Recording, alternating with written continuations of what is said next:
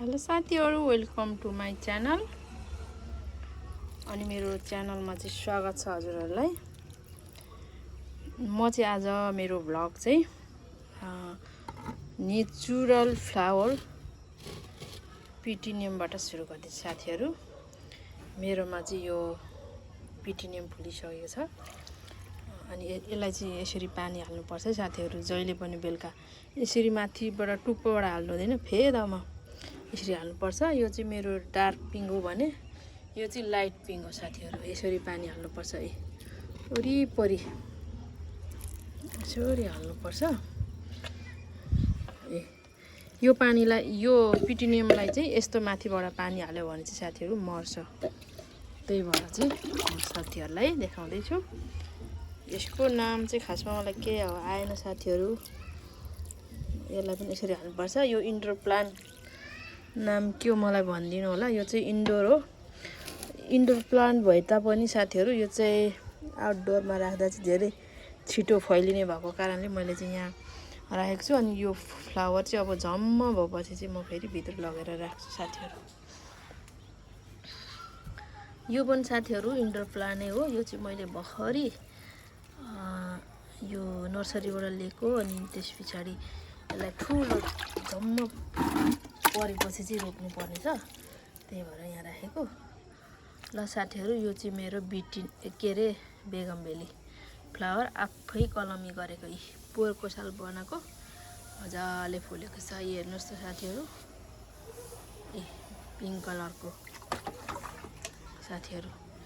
यो चाहिँ मेरो चाइनिज बेगमबेली हो। अहिले फुलेर झरिसकेको छ। यसलाई चाहिँ यसरी पानी लाउनु पर्छ। यो रहेको छ इछोरा साथीहरु। इछोरा फुलिसकेको छ। अब यसलाई म कटिङ गर्छु साथीहरु। यसलाई चाहिँ यतिको भएपछि चाहिँ कटिङ गरिहाल्नुपर्छ। यसलाई चाहिँ यसरी, यो इछोरा हो व्हाइट कलरको। यसलाई चाहिँ यसरी साँडे पलाएको हुन्छ कि, यसरी काटिहाल्नुपर्छ। यसलाई काटेर यसरी निकाल्नुपर्छ साथीहरु। अनि मात्रै यसरी जम्मा परेको हुन्छ। हेर्नु सक्नुहुन्छ नि।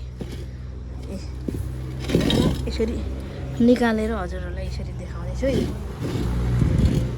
मेरो यो इछोरा जम्मा यसरी कटिङ गरिहाल्नुपर्छ, नत्र भने यो चैत वैशाखमा फेरि नराम्रो हुन्छ साथीहरु। यसरी म चाहिँ कैँची पनि ठिक्क पारेर राख्छु घरमा। अनि फुलको लागि चाहिँ एकदमै मिहिनेत गरेन भने साथीहरु फुल्दैन। त्यही भएर हामीले यसलाई धेरै केयर गर्नुपर्छ। मल पानीको व्यवस्था गर्नुपर्छ। अनि कटिङ चाहिँ एकदम गरिहाल्नुपर्छ के फुलिसकेपछि, नत्र भने फेरि चैत वैशाखमा फुल्दैन साथीहरु।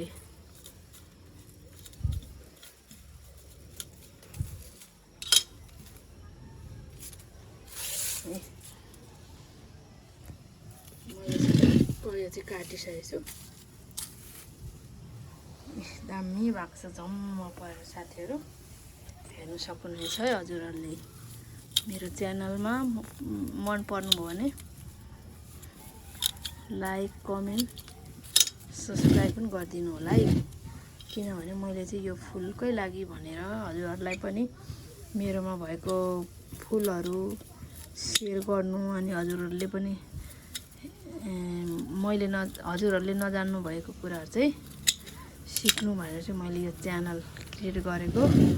सो साथीहरु, माया गरेर चाहिँ यो च्यानललाई चाहिँ सब्स्क्राइब गर्न नभुलिदिनु होला है त साथीहरु। गर्नुभएको छ already, thank you so much भन्न चाहन्छु उहाँहरुलाई। दामी भयो हैन त साथीहरु। मेरो यो ओरेन्ज कलरको साथीहरु फुल्दैछ बेगमबेली। टक्क यो पनि आफूले नर्सरी गरेको मैले। यहाँ चाहिँ मैले नर्सरी गरेको थिएँ, मर्यो साथीहरु। अनि यो चाहिँ व्हाइट कलरको हो। यो इन्डोर प्लान्ट मेरो सप्रिँदैछ यहाँ। यो काटिसकेको छ साथीहरु। यसलाई पनि हामीले नर्सरी गर्यौं भने दामी फुल हुन्छ है। चाहिँ थुप्रै प्लान्टहरु मैले चाहिँ नर्सरी गरेको छु साथीहरु। यो चाहिँ एन्जेलिया हो।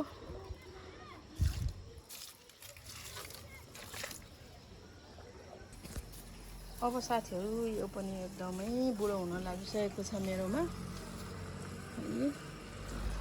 अब यिनीहरूलाई चाहिँ यहाँ कटिङ गर्नुपर्ने छ, तर 1-2 दिन चाहिँ अब राख्ने विचार गरेको छु मैले यो फुललाई। जम्मा फुलिराखेको छ। म यो चाहिँ साथीहरू यो मेरो फुल चाहिँ यो बारदली छ नि, यहाँदेखि यहाँ रोपेर चाहिँ उद्धो हालिदिएको छु यसरी। तलबाट चाहिँ दामी देख्छ, अनि यहाँबाट पनि मेरोमा एकदमै दामी देखिरहेछ। हेर्नु सक्नुहुन्छ यो रेड कलरको, हेर्नुहोस् त कति दामी छ। मन पर्नु भयो भने कमेन्ट गर्नु होला है त। यिनीहरूलाई अब सबैलाई कलमी गर्नुपर्छ, अनि चैत वैशाखमा मजाले फुल्छ साथीहरू। ल साथीहरू, अरू भिडियो चाहिएमा फेरि कमेन्ट गर्नु ल। नेक्स्ट टाइम म फेरि हजुरलाई हाल्नेछु कटिङ गर्ने तरिका।